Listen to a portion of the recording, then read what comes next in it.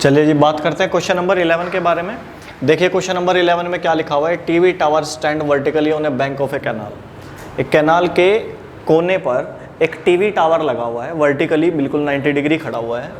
From A point on the other bank, दूसरे किनारे से डायरेक्टली अपोजिट द टावर, जो टावर के बिल्कुल डायरेक्टली अपोजिट है, दूसरे किनारे से अगर हम देख रहे हैं, किसको देख रहे हैं जी? ये तो हो गई आपकी कैनाल की चौड़ाई। यहाँ पर लगा हुआ है एक टावर, इसका दूसरा अपोजिट कोना हो गया ये। यहाँ से आपने टावर के टॉप को देखा तो इन्होंने बताया कि वो एंगल बन रहा है, एंगल ऑफ एलिवेशन बन रहा है 60 डिग्री का। ठीक है जी। From another point 20 metre away from this point on the line joining this point, मतलब इस पॉइंट से भी 20 मीटर दूर, 20 मीटर दूर और 20 मीटर दूर इधर जाऊं कि इस पॉइंट से 20 मीटर दूर, ये भी तो 20 मीटर दूर ही होगा। इस पॉइंट से अगर मैं 20 मीटर इधर जाऊंगा तो 20 मीटर दूर होगा, इस पॉइंट से 20 मीटर इधर जाऊंगा वो भी दूर होगा। Point on the line joining this point two the foot of the tower, the angle of elevation of the top of the tower is 30। अगर मैं इससे 20 मीटर दूर जाता हूं इधर को और फिर देखता हूं इसके टावर को, तो अब की बार एंगल छोटा बनेगा ना, तो यानी कि मुझे 20 मीटर इधर जाना है, क्योंकि उन्होंने कहा है कि अब एंगल बन रहा है 30 डिग्री का। और ये मैं कितना चलाऊं? 20 मीटर। कहाँ से कहाँ तक? इस पॉइंट से इस पॉइंट तक। अब जो दूसरा पॉइंट मिला वो 20 मीटर की डिस्टेंस पर यहाँ पर खड़े होके देखा तो एंगल ऑफ एलिवेशन बन रहा था 30 डिग्री। समझ में आ रही है जी ये बात? Find the height of the tower, tower की हाइट निकालनी है, हम इसको h मान लेंगे। And the width of canal, और इस कैनाल की चौड़ाई भी निकालनी है, इसको मैंने x मान लिया। अब मेरे पास सारी डायमेंशंस हैं, मैं नाम रख लेता हूँ इसका ABC D। देखिए जी सबसे पहले हम देखो हमें कौन से ट्रायंगल यूज करने होते हैं जिसमें 90 डिग्री बन रहा हो। तो ABC में 90 बन रहा है, फिर ABD में 90 बन रहा है। आप ये ट्रायंगल मत ले लेना ACD, ये वाला ट्रायंगल कोई यूज का नहीं है अभी आपके यूज का है ABC triangle, ABC triangle use करना है और ABD ट्रायंगल यूज करना है। तो हम लिखेंगे पहले in triangle ABC let AB equals to H, BC equals to X।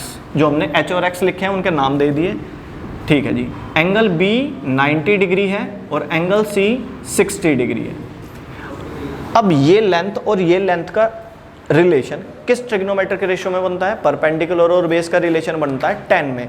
तो यहाँ पे लगाऊंगा मैं tan theta, perpendicular upon base. अब tan theta perpendicular upon base हो गया। थीटा की जगह रख देना है मुझे 60 डिग्री, तो tan 60 equals to perpendicular h base x। तो tan 60 की वैल्यू कितनी होती है? √3/1, क्रॉस मल्टीप्लाई करेंगे h इक्वल्स टू √3x।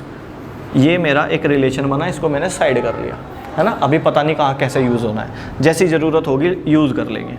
अब आ जाते हैं दूसरे ट्रायंगल में। अब दूसरा ट्रायंगल ध्यान से देखना है A B, क्योंकि B 90 है इसलिए B लेना पड़ेगा, और D तक आएंगे ABD। अब की बार एंगल B 90 है और एंगल D 30 डिग्री का है। परपेंडिकुलर और बेस का रिलेशन, क्योंकि बेस ये पूरा यूज किया जाएगा इस ट्रायंगल में। इस ट्रायंगल में बेस कितना है बच्चों? ये परपेंडिकुलर और बेस ये पूरा है, और इस पूरी लेंथ को क्या बोलेंगे हम? x + 20। इस पूरी लेंथ को बोला जाएगा x + 20। यहाँ पे लेंगे हम tan theta perpendicular upon base, theta की जगह 30 डिग्री लिखेंगे, परपेंडिकुलर की बजाय x और बेस की बजाय 20 + x। tan 30 की वैल्यू 1/√3 होती है, क्रॉस मल्टीप्लाई करने पर आ जाएगा 20 + x इक्वल्स टू h√3। अब मुझे देखना है किसकी वैल्यू पुट करनी है। मैंने देखा h की वैल्यू तो पुट करनी है √3x। अगर यहाँ से x की वैल्यू निकालूं तो ये √3 डिवाइड में आ जाएगा, फ्रैक्शन से मैं वैसे ही बचना चाह रहा हूँ। तो h की वैल्यू हम √3 पुट कर देते हैं। ठीक है जी।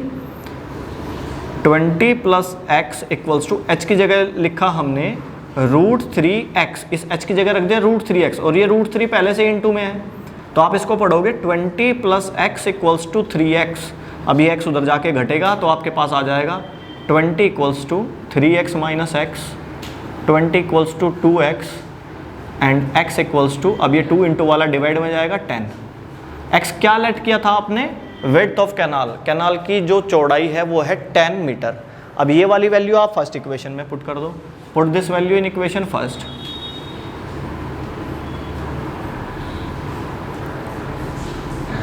इक्वेशन फर्स्ट है आपके पास h equals to √3x, √3 x की बजाय आपने 10 रख दिया तो हाइट निकल जाएगी आपकी 10√3 मीटर। अब लास्ट में आपको सारी चीज़ लिखनी है। Height of tower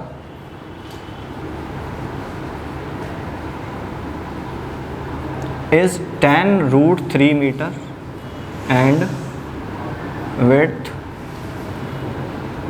of canal is 10 metre. ये आपकी width आई थी। आई थिंक आपको अच्छे से समझ में आई होगी सारी बातें।